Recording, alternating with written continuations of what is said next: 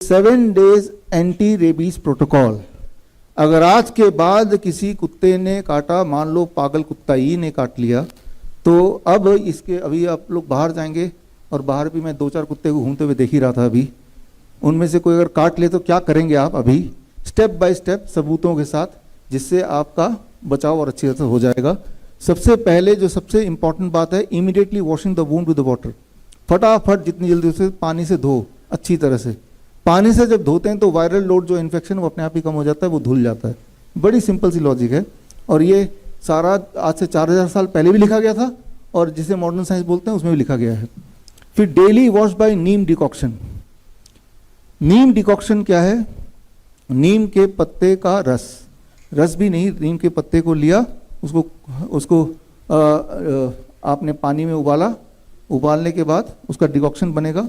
आप एक बार इसको ले आए ताकि आपको एक बार समझा दें, क्योंकि जब हम डर जाते हैं ना तो हमारी होश उड़ जाते हैं फिर, इसलिए उसको अच्छे से देखिए, इसको समझिए।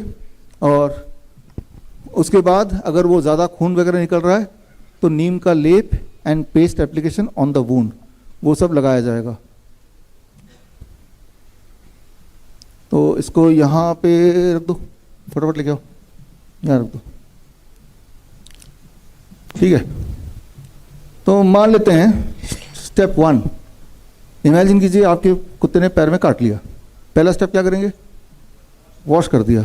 अब अगला स्टेप क्या करेंगे? नीम डिकॉक्शन, थोड़ा आप बता दो।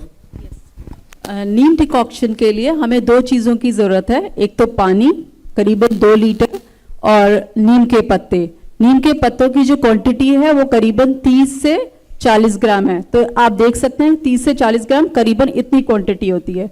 अब आप इसको अच्छे से वॉश कर लें और अब आपने पानी को बॉईल करने के लिए रखना है और बॉईल करते वक्त इनको जो वॉश करा हुआ है इसको अच्छे से क्रश कर लें हाथ से और पानी में उबालने के लिए डाल दें। अब पानी को तब तक उबालें जब तक कि वो 1/4 ना हो जाए। दैट मीन्स कि ये 2 लीटर जो पानी है जिसे आप देख सकते हैं उसको इतना उबालना है कि वो 1/4 हो जाए, यानी कि 500 ml।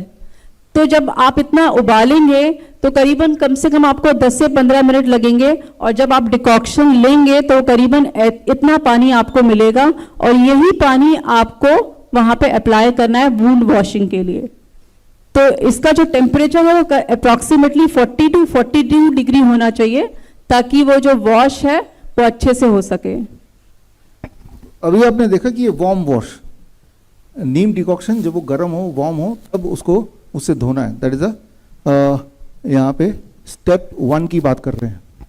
अब आता है स्टेप 2, नीम का लेप लगाना, नीम का पेस्ट जहाँ पे घाव है वहाँ पे बर्नॉल या ये आजकल जो लगाते हैं वो ना लगा के, जो प्रूवन साइंस है वो नीम का लेप लगाना। लेप कैसे बनाएंगे?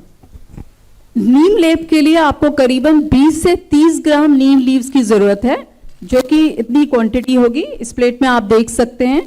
अब इसको अच्छे से वॉश करना है आपने और वॉश करके आपने इसको अब ग्राइंड करना है। आप खल में भी कर सकते हैं या फिर मिक्सी में भी कर सकते हैं। और जब आप ग्राइंड करेंगे तो उसमें आपको पानी की जरूरत होगी, तो यानी 1 चम्मच या 2 चम्मच आप बार बार पानी डालते रहें और एक फाइन पेस्ट आपको मिलेगा, जैसे कि ये आपको वुंड में अप्लाई करना है। ये देखिए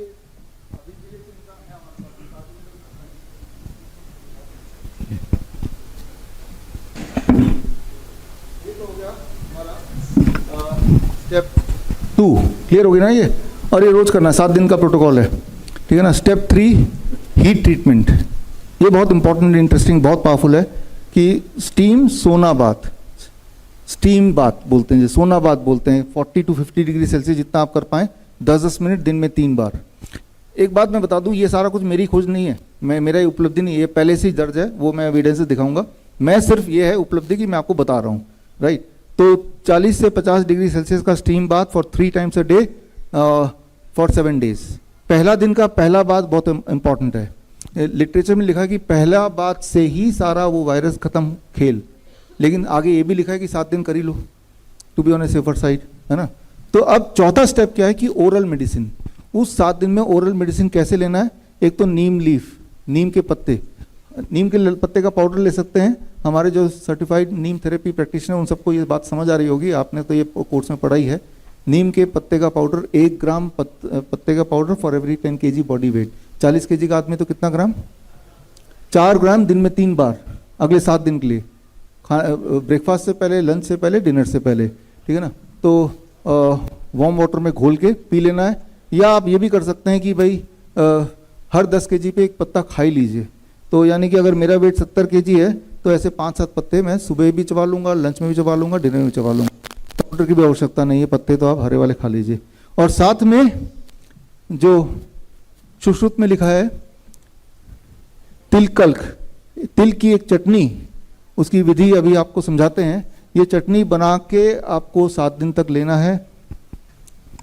तिलकल के लिए आप लोग को 4 चीजों की जरूरत है। सबसे पहले तिल, काले तिल, और तिल का तेल, और ये गुड़, और लास्ट इंग्रेडिएंट है अर्क, अर्क का दूध। अब इनकी क्वांटिटी को देख लेते हैं। ये हमने तिलक बना रखा है। तिल को थोड़ा सा रोस्ट करके और पानी के साथ पीस कर हमने ये एक तिल की चटनी बना ली है। अब इसमें हमें तिल का जो तेल है वो करीबन हम लोग डालेंगे 2 चम्मच 10 ml के करीब।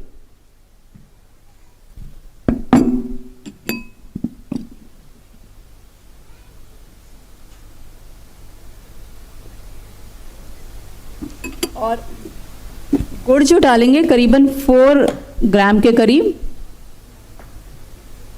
और जो अर्क डालना है वो बहुत कॉशियसली डालना है, बिकॉज ये एक मेडिसिनल का काम करेगी अगर आप डोज सही डालेंगे, अदरवाइज फेटल भी हो सकता है। तो इसकी 1 या मैक्सिमम 2 बूंद से ज्यादा नहीं डालना।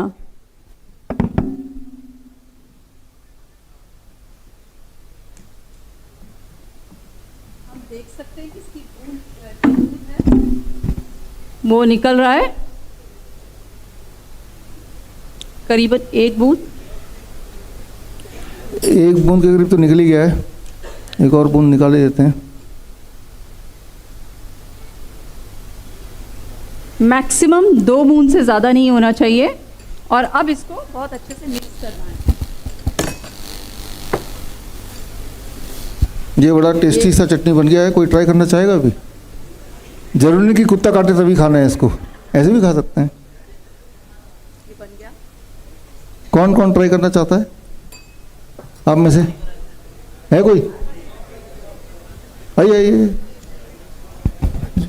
लीजिए, ये लीजिए, बताइए सबको कैसा लग रहा है। और कोई ट्राई करना चाहता है? आइए आइए, चटनी जब बनी गई है, कैसा लगा ये बताया नहीं आपने? बहुत टेस्टी।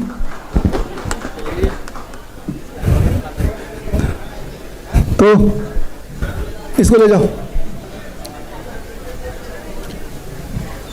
तो यहाँ पे आपने देखा स्टेप 4 में कि क्या आपको करना है, इसकी दवाई कैसे बनानी है, इसके रेफरेंस में आपको देने वाला हूँ। और स्टेप 5 वाटर फास्टिंग, मतलब 3 दिन के लिए खाना पीना बंद, सिर्फ पानी पी के रहना है। और उसके बाद 4 से 7 दिन के लिए फ्रूट्स एंड वेजिटेबल्स पे रहना है। जैसे DIP डाइट माइनस प्लेट 2 हम बोलते हैं, रॉ DIP डाइट जिसे बोलते हैं। CIM के स्टूडेंट्स सारे एविडेंसेस जानते हैं इसके। और ये है स्टेप 5, यानी कि ये 7 डेज का प्रोटोकॉल है। ये 7 डेज का प्रोटोकॉल अगर करेंगे तो ये इतिहास में देखा गया, वो एविडेंसेस भी हम शेयर करते हैं। वो एविडेंसेस, स्टेप 1 जो वॉशिंग है, राइट, धोना चाहिए इमीडिएटली। ये आप देखिए पहला पेपर जो है 1485 का है, और 1578 का पेपर है, 1834 का पेपर है, या और आखिरी पेपर 2020 का भी है। यानी कि एंशिएंट टाइम से लेके अभी तक कंसिस्टेंटली ये तो क्लियर है कि धोना इमीडिएटली चाहिए, राइट। तो पहला स्टेप तो ये आपके सामने है। और नीम के पानी से धोना चाहिए। उसका जो हमारे नीम थेरेपी के स्टूडेंट्स हैं उन सबको पता है कि आप मेरी किताब ग्रीन गोल्ड पढ़ेंगे तो उसमें हज़ारों आपको रेफरेंस मिल जाएंगे, तो आपको पता चल जाएगा जो आपने सीखा है। स्टेप 2 लोकल एप्लीकेशन, नीम का लेप बनाना है और लेप लगाना है जहाँ पे जख्म हुआ है। तो उसके रेफरेंसेस भी इस किताब के अंदर आप ढेर सारे देख सकते हैं। Step 3 heat treatment. Heat treatment यानी कि सोना बाथ 10 मिनट, दिन में कितनी बार? 3 बार। कितने दिन तक? 7 दिन तक, ठीक है ना। इसके रेफरेंसेस आपकी आंखों के सामने हैं। ये बात पहली बार 1866 में ये डिस्कवर की गई थी कि अगर कोई पेशेंट एडवांस स्टेज में भी है, जिसको पूरे पूरे सिम्टम आ भी गए हैं, तो भी ये हीट ट्रीटमेंट बड़ी तेजी से काम करता है। और इसमें आप ये टेक्स्ट मैंने एज इट इज वहां से उठाया है। A single vapour bath is sufficient to prevent hydrophobia by eliminating the virus. Nevertheless, for the sake of greater security, I caused 7 to be taken in as many days at a temperature of from 42 degree to 48 degree. ये हूबहू Indian medical gadget अक्टूबर 1866, Lancet में भी simultaneously उसी वक्त आया था। 1866 में ही Lancet में भी आया था। लैंसेट दुनिया का नंबर 1 जर्नल माना जाता है, और वो जर्नल के लंदन ऑब्जर्वर में भी सेम चीज़ आई हुई है। उसके आगे का हिस्सा आप देख रहे हैं। और इसे टर्किश बात बोलते हैं, कुछ लोग इसे वेपर बात बोलते हैं, कुछ लोग इसे स्टीम सोना बोलते हैं, राइट। तो इसके कई सारे नाम हैं सब सेम ही। ये ब्रिटिश मेडिकल जर्नल 1888 आप देख रहे हैं। और यही सारी चीज़ें हमारे सुश्रुत संहिता में लिखी है, चरक में लिखा है, हिपोक्रेटिक टेक्स्ट में है। तो ये सारे कंसिस्टेंटली सेम ही चीज़ बोल रहे हैं। किसी भी तरह का वायरस अटैक अगर हो, नॉट जस्ट रेबीज, अगर आप स्टीम बात कर लेते हैं अच्छी तरह से दिन में 3 बार, तो वायरस का इफेक्ट खत्म हो जाता है। That is what is the evidence, right. तो अब चौथा एविडेंस जो स्टेप है, ओरल मेडिकेशन, नीम लीव का सेवन और तिल का चटनी। तो ये जो एविडेंस है, उसके लिए ये सारे रिसर्च पेपर आप अपनी आंखों के सामने देख रहे हैं। और 5वां स्टेप कि water fasting for 3 days followed by that 4 से 7 दिन तक आपको vegetable and fruit and vegetable fasting, इसके भी एविडेंसेस आप यहाँ पे देख ही रहे हैं। तो अभी तक पिछले 4000 सालों के सारे एविडेंस को मिला के एक ऐसा ट्रीटमेंट जो सेफ हो और इफेक्टिव हो, वह हमें कुछ नुकसान ना पहुंचाए और हमारे ठीक होने के चांसेस बढ़ा दे, तो वो ये 7 days एंटी रेबीज प्रोटोकॉल आपकी आंखों के सामने है। अब इसको कंक्लूड करते हैं। अगर अब कुत्ता काटेगा तो क्या करना है? द बेस्ट तो है कि 7 days एंटी रेबीज प्रोटोकॉल कर ही लीजिए, और उससे कम इफेक्टिव सिर्फ धो तो लीजिए कम से कम, उससे भी कम इफेक्टिव कुछ मत कीजिए, लेकिन वैक्सीन मत लगाइए, राइट। कुछ नहीं करना भी बेटर है, कुछ नहीं करना भी इलाज है यहाँ पे, कि आप उसको छेड़ नहीं रहे हैं वैक्सीन लगा के, राइट। तो यानी कि vaccine is a modern superstition. बड़ी से बड़ी बीमारी का आसान से आसान इलाज घर बैठे ही हो सकता है। अधिक जानकारी के लिए कांटेक्ट करें नियरेस्ट डॉक्टर BRC clinic@home।